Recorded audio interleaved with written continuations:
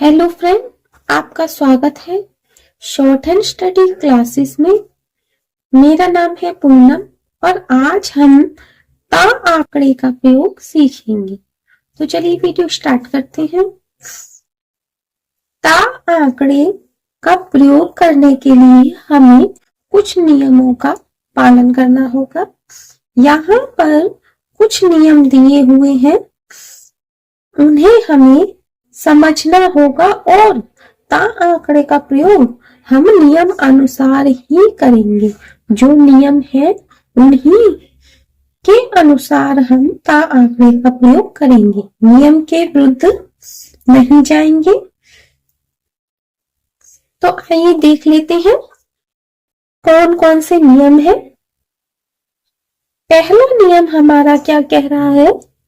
पहला नियम कह रहा है कि एक छोटा सा घुमावदार आंकड़ा व्यंजन की सरल रेखा के अंत में जब बाएं से दाहिनी तरफ जोड़ा जाता है तो उसे ता अर्थ का अर्थ निकलता है। यानी कि किसी भी अक्षर में सरल रेखा की बात हो रही है यहाँ पर, यानी कि जो तिरछी रेखा सीधी रेखा से जो अक्षर बने हैं उनकी बात हो रही है। अगर अंत में, स्टार्टिंग में नहीं लगेगा, अंत में आएगा ता, तब हम कैसे लगाएंगे? बाएं से दाहिनी तरफ। इसको विशेष आप ध्यान रखेंगे, बाएं से दाहिनी तरफ जोड़ा जाता है तब वो क्या कहलाएगा? ता। यह आंकड़ा का वर्ग में ऊपर की तरफ लगेगा और या, रा, वा और हा में बाएं तरफ लगता है। या, रा जो ऊपर वाला है, वा और हा में बाएं तरफ लगेगा। इनका भी विशेष ध्यान रखना है। बाकियों में ऐसे लगेगा बाएं से दाएं, ठीक है। बाएं से यानी ये लेफ्ट है और ये राइट है, तो ऐसे करके ये बाएं से दाएं ऐसे जाएगा। ये है, ये मैं एरो ऐसे बना देती हूँ, ऐसे इस प्रकार जाएगा बाएं से दाएं, ठीक है। लेकिन इन चार अक्षरों में ये विशेष है कि यहाँ बाएं से दाएं लगेगा, बाएं तरफ लगेगा, ठीक है। यहाँ अलग है, इन चार अक्षरों में अलग है। आइए देख लेते हैं, उदाहरण से हम समझ लेते हैं। का वर्ग की बात हो रही है तो ये का वर्ग खा में, खा आता है का वर्ग में, है ना। तो कहाँ लगेगा? ऊपर की तरफ। तो हम यहाँ लिखेंगे खत, खा और ये ता, ये हो गया खत। और पत, पत में हम क्या करेंगे? कैसे लगेगा? बाएं से दाहिनी तरफ, यानी कि लेफ्ट से राइट की तरफ, है ना। तो पा और ये बाएं से दाएं तरफ, ये लग गया पत, पत हो गया। अब रत, यहां उल्टा हो जाएगा क्योंकि ये तो चार अक्षर विशेष हैं, इनमें ये तो देखिए राइट तरफ लग रहा है लेकिन इसमें बाएं तरफ लगेगा, है ना। तो कैसे लगेगा? ये रा और ये दाएं से बाएं ऐसे लग गया, ये ऐसे लगेगा, ठीक है। तो इसमें क्या दिया है? सरल रेखा में अंत में बाएं से दाहिनी तरफ जोड़ा जाने वाला घुमावदार आंकड़ा ता का अर्थ देता है और ये का वर्ग में ऊपर की तरफ लगेगा और या, रा, वा, हा में बाएं तरफ लगेगा, ठीक। आइए देखते हैं सेकंड पॉइंट हमारा क्या कह रहा है। सेकंड पॉइंट कह रहा है कि वक्र रेखाओं में यह आंकड़ा यानी ता आंकड़ा घुमाव के साथ अंदर की तरफ जाता है और उसमें एक लंबाकार डैश लगाया जाता है। तो यहाँ अब किसकी बात हो रही है? यहाँ हो रही है वक्र रेखाओं, यानी कि जैसे ता वर्ग हो गया, ला हो गया, मा, ना, सा, इन सब अक्षरों की बात हो रही है। यही है वक्र रेखाओं से बने हुए, घुमावदार से बने हुए। तो इनमें ता आंकड़ा कैसे लगेगा? अंदर की तरफ लग जाएगा और उसमें छोटा सा डैश निकाल देंगे। आइए देखते हैं, उदाहरण से हम समझेंगे। जैसे ये है सा, तो हम लिखेंगे सा सत है सा, और इसमें ता आंकड़ा ऐसे अंदर डाल दिया, घुमा दिया और ऐसे डैश निकाल दिया, ये हो गया सत।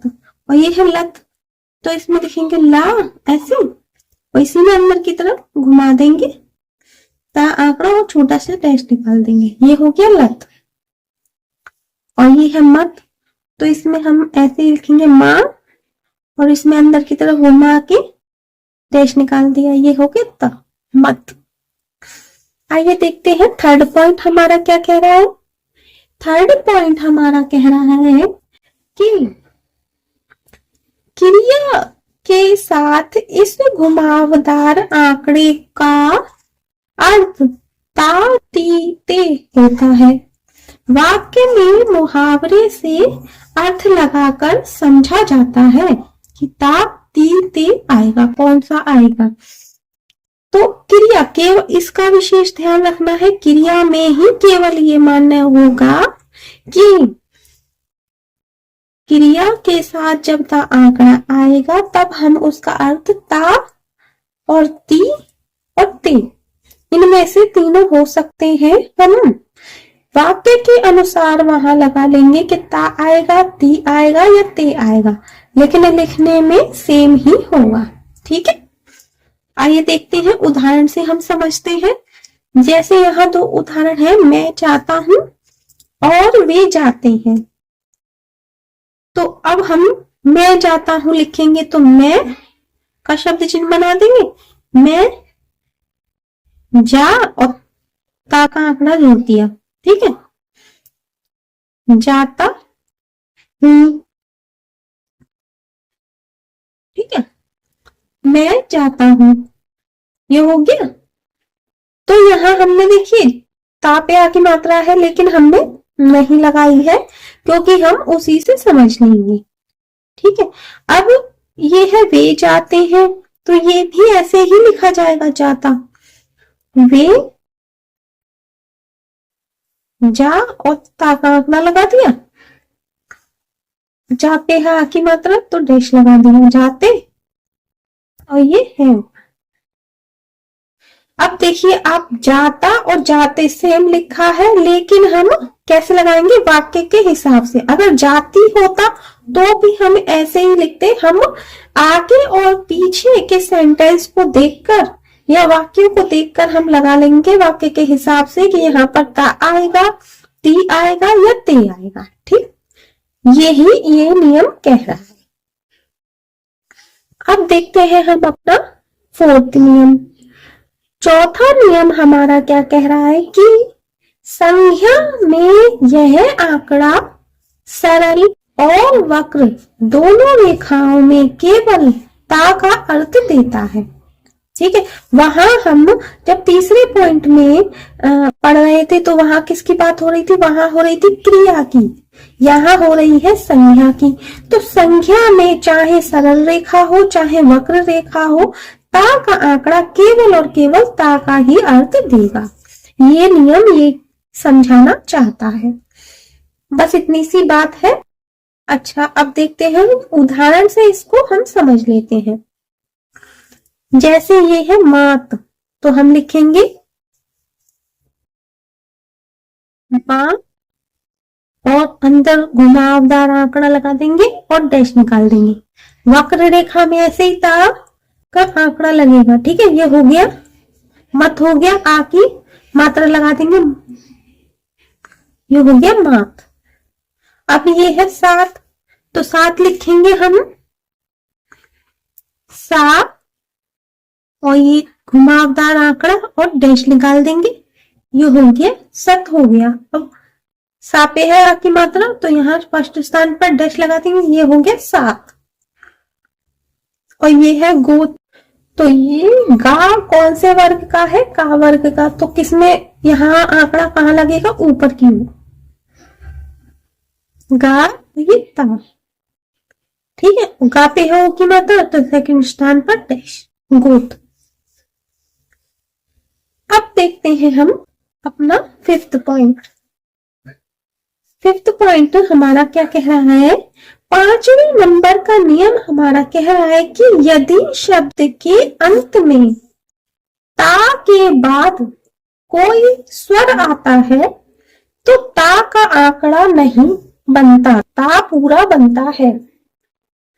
मतलब पहली बात तो यहाँ स्पष्ट हो चुकी है, हमने 5 पॉइंट तक पढ़ चुके हैं कि ता का आंकड़ा हम कभी भी स्टार्टिंग में नहीं लगाएंगे शब्द के। ठीक है, पहला पॉइंट तो ये आपने 5 पॉइंट पढ़ चुके, यहां तक ये समझ गए होंगे हम ता आंकड़ा स्टार्टिंग में नहीं लगाएंगे, लास्ट में ही लगेगा। अब ये क्या कह रहा है कि यदि शब्द के अंत में ता के बाद कोई स्वर आए यानी कोई मात्रा आ जाएगी तब हम ता का आंकड़ा नहीं लगाएंगे, ता को पूरा लिखेंगे। ठीक है, क्योंकि इसलिए पूरा लिखना है क्योंकि यदि हम आंकड़ा लगा देंगे तो उसके स्वरों को हम कहाँ लगाएंगे, इसलिए ता को हम पूरा लिखेंगे। यदि ता के बाद अंत में ता आएगा और उसके बाद कोई स्वर आएगा तो। आइए देखते हैं, उदाहरण से हम समझ लेते हैं।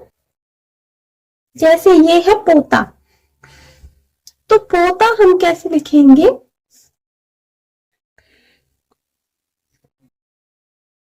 पा और ता, पापे ओ की मात्रा और तापे है आ की मात्रा, तो मोटा फर्स्ट स्थान पर पोता। और ये है माता, तो हम लिखेंगे माँ और ता, माँ पे आ की मात्रा तो फर्स्ट स्थान पर डैश मोट, और तापे है तो ता के बाद भी फर्स्ट स्थान पर डैश माता। और ये है नाता, तो यहां लिखेंगे ना और ता, ना पे आ की मात्रा तो ना के फर्स्ट स्थान पर डैश, और तापे भी है तो ता के फर्स्ट स्थान पर डैश नाता। आइए देखते हैं हम 6 पॉइंट, छठे नंबर का नियम हमारा क्या कह रहा है, यहां देख लेते हैं हम। ता का आंकड़ा सरल रेखाओं के बीच में आता है तो इस प्रकार लिखा जाता है। फिर यहाँ पर केवल ये बता रहा है कि यदि ता आंकड़ा बीच में हम लिखेंगे तो हम उसे कैसे लिखेंगे। तो आइए हम देखते हैं, जैसे ये है पतक, पतक लिखा है हमने तो हम इसे कैसे लिखेंगे, पा और ये ता आंकड़ा लगा दिया और ये पा, पतक। और ये है चतट, चतट तो लिखेंगे चा और ये ता आंकड़ा लगा दिया और ये टा, चतट। और ये है कतक, तो कतक, तो कतक को हम का वर्ग में ता आंकड़ा कैसे लगता है, ऊपर की ओर का ता और ये क, कतक। ठीक, आइए देखते हैं हम अपने 7 नंबर का नियम क्या कह रहा है। 7वें नंबर का नियम हमारा कह रहा है कि जहां ता का आंकड़ा ठीक ना मिल सके वहां संकेत पूरा लिखा जाता है। ये भी केवल और केवल बता रहा है कि यदि ता आंकड़ा बनाने में हमें असुविधा हो तो हम क्या करेंगे, ता पूरा लिख देंगे। जैसे ये है तो हम यहां लिखेंगे रा, रत है ता और हा, रत है। अब देखते हैं हम अपने 8वें नंबर का नियम क्या कह रहा है कि यदि ता के बाद कोई स्वर आता है तो वह अगले अक्षर के पहले यथास्थान लिखा जाता है। ये तो केवल और केवल बता रहा है कि हमें स्वरों को कहाँ लिखना है। ये सेम किस तरह है, जैसे हमने सा व्रत के नियमों को पढ़ा था और सा व्रत लगाने में जैसे हम स्वरों को लगाते हैं सेम वही है, सेम वही है जैसे हम सावृत लगाकर उसकी मात्रा को अगले अक्षर पे लिख देते हैं पहले, सेम वही है यहाँ भी ता आंकड़े को जब हम किसी अक्षर पर लगाएंगे तो क्या करेंगे, ता पर आने वाली मात्राओं को हम क्या करेंगे, अगले अक्षर के पहले यथास्थान लगा देंगे। ता आंकड़े की मात्राएं कहाँ लगेंगी, आगे आने वाले अक्षर के पहले यथास्थान लग जाएंगे जो उसका स्थान होगा मात्रा का, क्योंकि बाद में तो उस अक्षर की मात्राएं आएंगी इसलिए। आगे आपको समझ में, आइए देखते हैं उदाहरणों से आपको अच्छे से समझ जाएंगे। जैसे ये है पोतना, अब पोतना लिखा है तो हम लिखेंगे पा ता और ना, है ना, पा पे ऊ की मात्रा लगा देंगे मोटा डैश सेकंड स्थान पर। अब ता पे है आ की मात्रा तो कहाँ लगेगी वो, आगे आने वाले अक्षर के यथास्थान यानी कि ना के पहले वाले साइड लगेगी। और आ की मात्रा का स्थान कौन सा है, आ फर्स्ट, तो ना के पहले स्थान पर, पहले वाले फर्स्ट स्थान पर डैश लगा दिया, ये तो हो गई ताकि, और ना पे है आ की मात्रा तो ना के बाद वाले फर्स्ट स्थान पर डैश लगा दी। अब ये है पोतना, पोताना, माफ कीजिएगा पोताना है ये, और ये है पतला, तो हम पतला लिखेंगे पा और ये ता और ये ला, है ना, और ला पे है आ की मात्रा तो ला के बाद वाले फर्स्ट स्थान पर डैश, पतला। और ये है जीताना, जीताना, तो हम इसको कैसे लिखेंगे, जा और ये ता का आंकड़ा लगा दिया और ये ना, जा पे है ई की मात्रा तो हम थर्ड स्थान पर लगा देंगे बिंदु, और ता पे है आ की मात्रा तो ना के पहले वाले फर्स्ट स्थान पर डैश मोटा, और ना पे भी है आ की मात्रा तो ना के बाद वाले फर्स्ट स्थान पर मोटा डैश। ये हो गया जिताना। अब देखते हैं अपना हम लास्ट पॉइंट हमारा है 9 नंबर का, और ये हमसे क्या कह रहा है कि ता आंकड़ा बीच में केवल सरल रेखाओं में ही लगता है, वक्र रेखाओं में नहीं आता। ये हमें बता रहा है कि ता आंकड़ा बीच में केवल सरल रेखाओं में ही हम बना सकते हैं, वक्र रेखाओं में नहीं लगता। ठीक है, अगर वक्र रेखाओं के बीच में ता आया है तो हमें क्या करना है, पूरा लिखना पड़ेगा। आइए देखते हैं एग्जाम्पल से हम समझते हैं। जैसे ये है मतलब, तो हम लिखेंगे माँ, ता और ला और ये बा, मतलब यहां हमने ता पूरा लिखा है।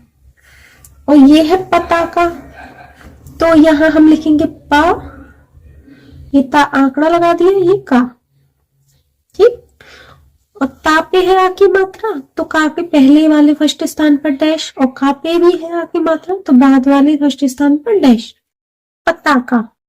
अब ये है नतीजा, तो नतीजा लिखने के लिए हमें क्या करना पड़ेगा, ना, अब हम इसमें आंकड़ा लगाएंगे तो हो नहीं पाएगा, हमें पूरा ता बनाना है, और जा, अब ता पे है ई की मात्रा तो जाके पहले वाले थर्ड स्थान पर बिंदु, और जा पे है आ की मात्रा तो जाके बाद वाले फर्स्ट स्थान पर डैश। ठीक, ये है 9 नियम ता आंकड़े को प्रयोग करने के, इन्हें आप अच्छे से समझ लीजिए। मिलते हैं अगली क्लास में, धन्यवाद।